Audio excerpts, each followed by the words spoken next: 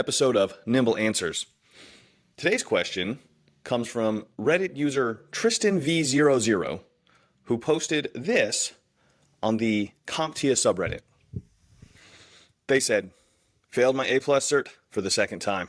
And they go on to explain this. I don't know what else to study at this point. I feel like I fried my brain watching Professor Messer videos, and I read the entire textbook front to back. I also took 19 practice exams from a free website I found. I took the 1101 exam today for the second time and failed by one question.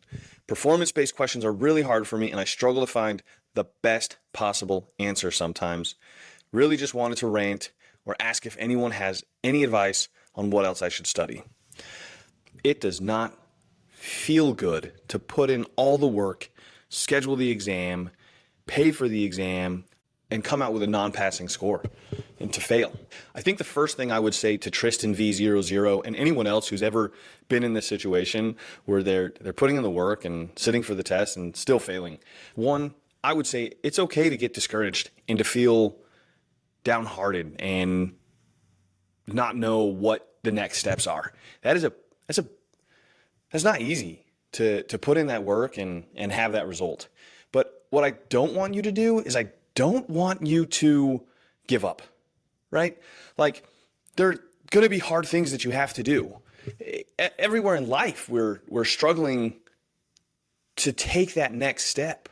I think just you putting in the effort that you've done, you went out and found tests and you're watching Professor Messer and you're paying for these exams and you're sitting for them. And I think what you're doing is great, but I also know that it's frustrating not to get the result that you want.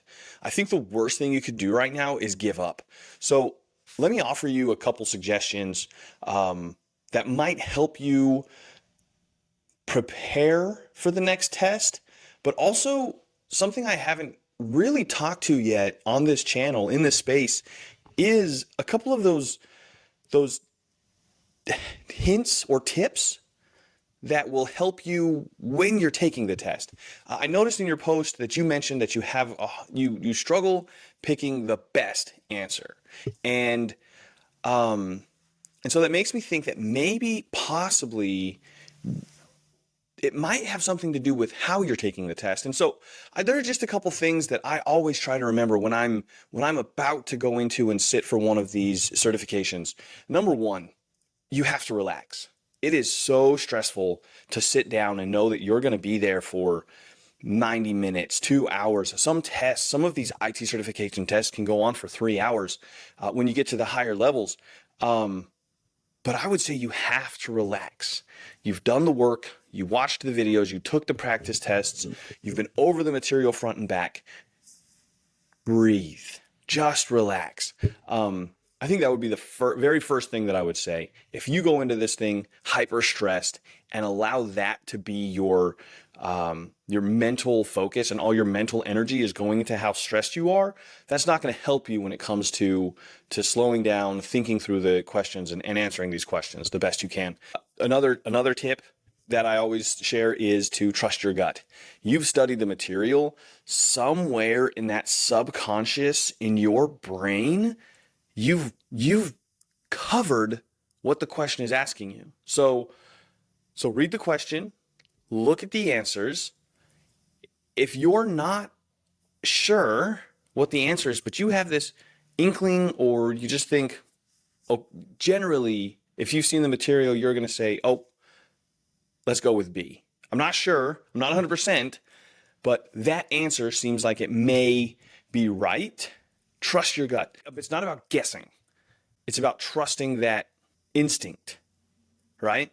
And then the other thing I would say, and I know this is prevalent in CompTIA certifications, not all certifying bodies offer this, but in CompTIA, you can actually set a question as review and then go back and change the answer if you want to. At the end of the test, you have a chance to review all your flagged questions. And I never recommend changing an answer.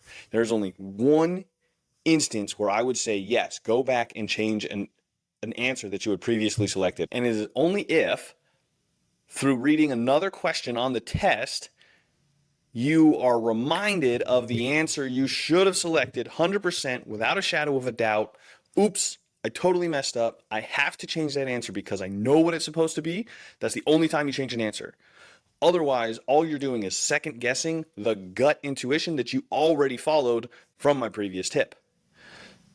So never go back and change a question. Those are 3 things that may help you as you go in to take the test. Just relax. You've put in the work. It's going to be okay. Pass or fail, in the end, it's going to be okay.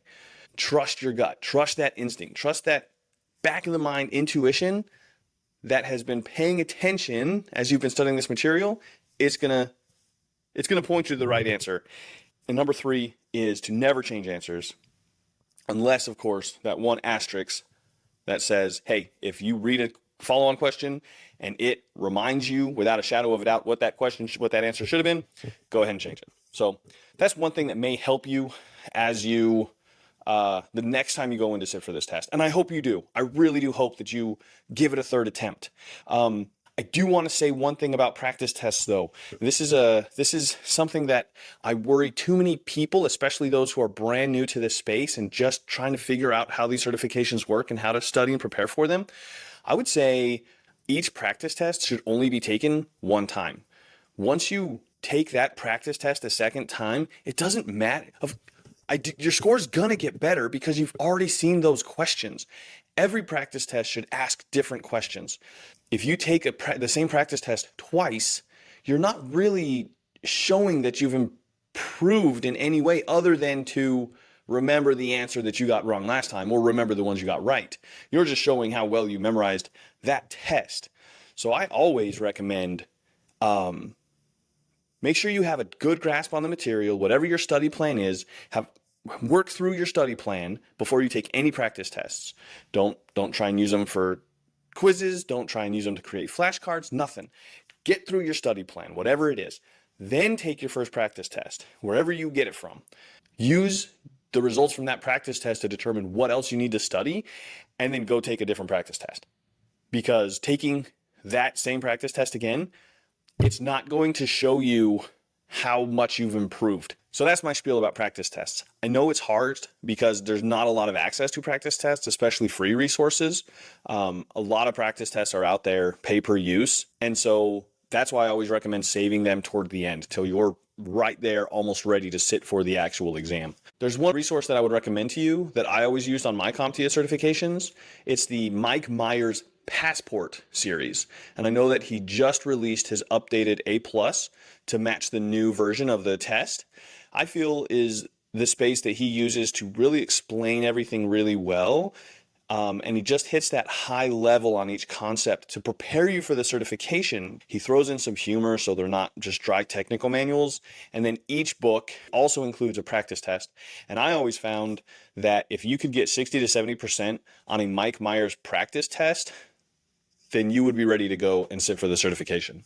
So those are my recommendations for anyone out there who is preparing for a certification and maybe you haven't even attempted it yet. You can definitely use this information to your benefit as you go to sit for the certification and study. Anyone like Tristan V00 who has attempted the certification and does not yet have that passing score, revisit your study material, find new practice tests, and when it's time to sit down for the certification attempt, relax, breathe through it, trust your gut, and don't change those answers. Thanks for listening today, and until next time, stay nimble.